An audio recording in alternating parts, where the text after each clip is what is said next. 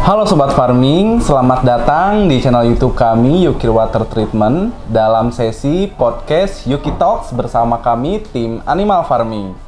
Perkenalkan, saya Ruden dan rekan saya Ayu. Kami dari tim Animal Farming. Di episode kali ini kami akan membahas suatu topik yang sangat menarik berkaitan dengan usaha peternakan begitu. Jadi tonton sampai habis ya episode kali ini. Oke. Akhir-akhir ini, beberapa daerah di Indonesia itu sudah mengalami peningkatan musim hujan ya Kak Ayu, Betul. begitu. Nah, peralihan dari musim kemarau dan juga musim hujan ini, begitupun sebaliknya, itu menjadi salah satu tantangan tersendiri bagi para peternak, terutama itu para peternak unggas begitu. Kenapa? Karena unggas ini adalah ternak yang rentan mengalami stres dan juga penyakit ya dibandingkan dengan ruminansia begitu. Maka dari itu, peralihan musim ke musim hujan ini memberikan suatu tantangan sekaligus permasalahan yang berkaitan dengan kualitas air di peternakan. Artinya, kalau kualitas air di peternakan ini buruk, nantinya akan berdampak terhadap produktivitas dan juga kesehatan ternak itu sendiri, begitu Kak Ayu. Nah, yang sering terjadi kasus penyakit di peternakan kala musim hujan menyerang ini adalah penyakit kolibasilosis ya Kak Ayu, begitu. Nah, di sini kita akan membahas sedikit mengenai penyakit kolibasilosis, terutama yang menyerang ketika musim hujan ini, begitu Kak Ayu. Nah, aku mau tanya deh Kak Ayu, kira-kira ancaman atau bahaya dari penyakit kolibasilosis ini, terutama ketika menyerang ternak unggas ya Kak Ayu, itu gimana ya Kak Ayu? Oke, mungkin sebelum kita membicarakan tentang ancaman dan bahaya dari kolibasilosis, alangkah baiknya kita dan Sobat Farming tahu dulu nih ya Kak Roden, apa sih kolibasilosis itu? Jadi kolibasilosis itu merupakan infeksi ataupun penyakit yang biasa menyerang ternak, yang biasanya itu ternak unggas akibat dari infeksi bakteri E. coli yang bisa berasal dari lingkungan ataupun sistem pencernaan ternak itu sendiri. Namun yang perlu diwaspadai di sini adalah E. coli ini bisa berkembang dan tumbuh di lingkungan yang kotor, yaitu seperti kandang yang tidak terjaga kebersihannya, kemudian juga akibat dari manajemen feses yang buruk yang bisa mengakibatkan lingkungan itu menjadi kotor dan tercemarnya sumber air di peternakan tersebut. Dan juga yang lebih bahaya lagi, E. coli ini bisa tumbuh dan berkembang dengan sangat cepat di lingkungan yang lembab. Nah, saat musim hujan itu kan otomatis keadaan kandangnya lembab ya Kak Ruden. Betul. Jadi E. coli ini bisa menjadi lebih ganas lagi dan bisa lebih berkembang lagi di kandang seperti itu. Iya, setuju Kak Ayu, karena memang di musim hujan ini tuh biasanya kelembaban tinggi ya Kak Ayu. Ya, betul. Nah, dari kelembaban tinggi ini itu takutnya itu menimbulkan penyakit seperti tadi ya, kolibasilosis itu. Makanya ini kita perlu memahami dulu seperti apa penyakit dari kolibasilosis ini, kemudian cara pencegahannya begitu. Nah, tadi kan kita ngebahas ya bahwa di musim hujan ini air di peternakan itu rentan tercemar begitu Kak Ayu. Nah, kira-kira tadi penyakit E. coli ini itu kenapa sih bisa masuk ke peternakan dan caranya seperti apa gitu sampai bisa menyerang ternak dan menginfeksi sehingga ternaknya terkena penyakit kolibasilosis? Oke, saat musim hujan turun kan otomatis curah air tinggi ya Kak Roden. Jadi air ini akan membawa partikel-partikel pengotor dan juga mikroorganisme patogen seperti E. coli tadi yang berasal dari feses nih yang penanganannya tidak tepat dan akhirnya E. coli itu masuk ke dalam sumber air dan akhirnya mencemari dan mengkontaminasi air itu. Maka dari itu ini yang menyebabkan dari E. coli itu masuk ke dalam sistem pencernaan ketika ayam itu mengkonsumsi air yang sudah tercemar ini. Maka dari itu perlu nih penanganan yang tepat untuk mencegah biar E. coli ini tuh nggak masuk ke sistem pencernaan mereka. Oke, jadi dari air hujan bisa mengkontaminasi gitu ya karena memang dari fesesnya kemudian juga masuk ke sumber air peternakan gitu ya Kak Ayu. Oke, nah tadi kan kita udah tahu ya bagaimana cara penyebarannya bisa sampai ada di peternakan gitu di musim hujan. Nah, kira-kira itu kalau misalnya si penyakit E. coli ini atau kolibasilosis ini udah menyerang, itu dampaknya ke ternak seperti apa sih Kak Ayu? Oke, dampaknya itu mereka ternak akan terserang penyakit. Biasanya itu di sistem pencernaannya Kak Ruden.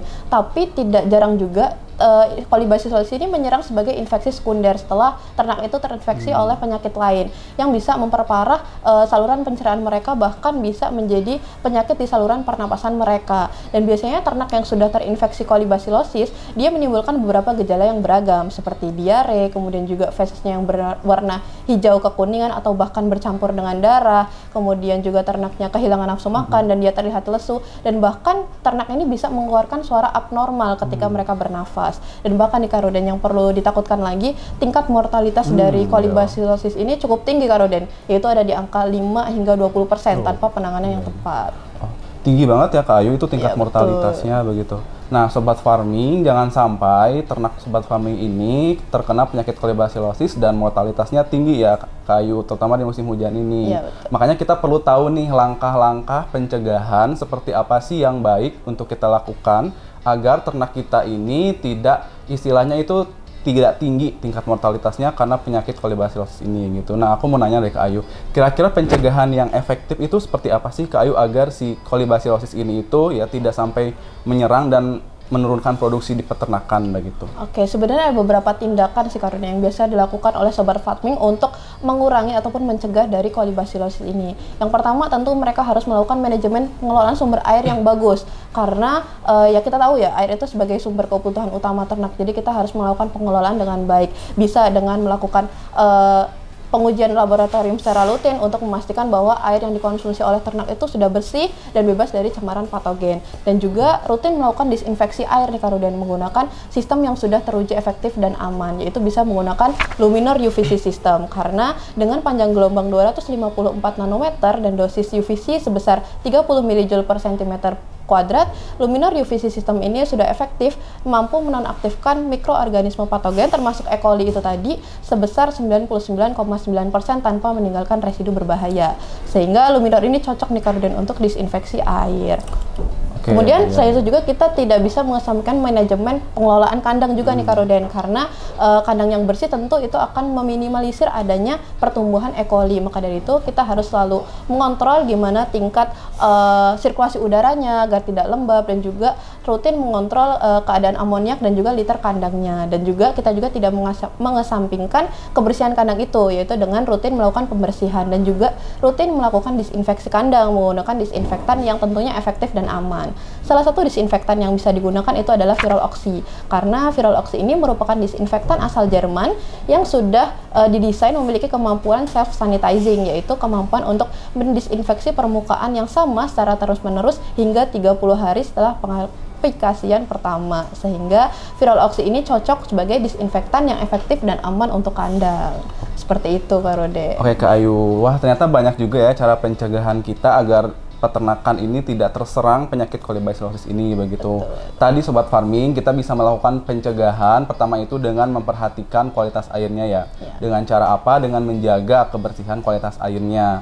Mencegah juga airnya itu terkontaminasi. Pastinya tadi juga kita kalau untuk membuat air ini bebas kontaminasi itu dengan menggunakan disinfeksi UVC begitu ya Kak Ayu. Terus juga ada manajemen kandang ya, kayak tadi ventilasi begitu, terus juga sirkulasi, karena kan kalau kandangnya lembab juga kan nanti mempengaruhi gitu ya terhadap performa ternaknya. Terus juga kita harus melakukan sanitasi juga secara rutin, salah satunya tadi menggunakan disinfektan yang memang didesain khusus untuk aplikasi di peternakan, dan juga itu bisa melakukan self sanitizing gitu ya. Jadi aman si lapisan permukaan itu begitu. Memang banyak juga ya Kak Ayu ya untuk pencegahannya. Iya betul sekali Kak. Nah, bagi sobat farming di musim penghujan ini kita harus hati-hati dalam menjaga lingkungan kandang, karena tadi takutnya kelembaban tinggi, terus menimbulkan juga penyakit-penyakit, nggak hanya kolibasilosis, tapi penyakit yang lain juga ya Kak Ayu begitu. Dan juga yang pasti untuk kita mencegah itu adalah melakukan disinfeksi pada air minum ternak menggunakan sinar UVC, yaitu produk Luminor itu ya Kak Ayu. Itu memang sudah terbukti mampu mensterilkan air 99,9% begitu. Jadi penting juga kita memperhatikan bahwa ternyata musim hujan yang sangat tinggi ini curahnya itu bisa mengkontaminasi air sumber peternakan, yaitu dari feses yang ada di sana gitu. Pokoknya pembuangan limbah yang ada di peternakan. Jadi kita juga harus memperhatikan hal itu ya sobat farming. Oke. Mungkin sekian ya bincang-bincang kita di episode kali ini. Bagi sobat farming yang ingin ditanyakan boleh langsung komen di bawah, atau enggak hubungi kami di www.yukiwaterfilter.com begitu. Oke. Maka dari itu kita akhiri aja episode ini ya Kak Ayu. Sampai jumpa di episode berikutnya. Jangan lupa like, komen, share kepada teman-teman peternak lainnya, dan juga subscribe ya channel YouTube kami. Sampai jumpa. Terima kasih.